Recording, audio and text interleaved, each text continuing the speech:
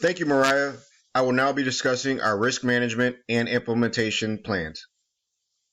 With any new changes in the workplace, there are potential risks that may arise. Some of these risks include lack of employee engagement, employee resistance to change, and biased performance ratings, which can lead to poor performance.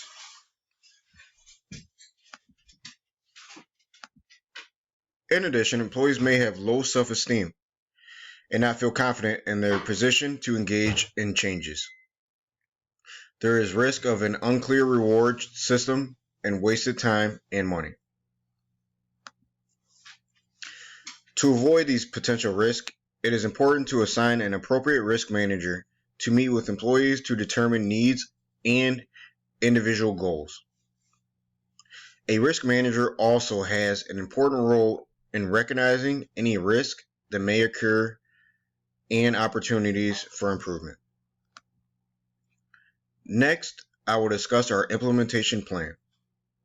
To implement our new program, we will create a task force and consult with key players to enforce the program.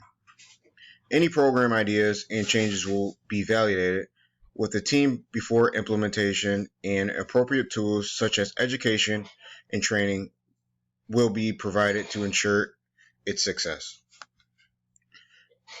Additionally, we will schedule go live activities. We plan to have our program implemented by October 2020.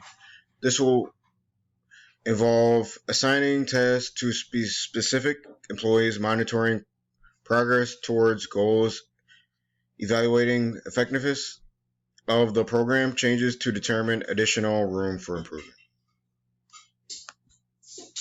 As a result of these plans, our goal is to encourage diversity, motivate employees, and encourage communication in order to increase creativity, innovation, and productivity at Fresh Foods Corporation. Thank you for your time.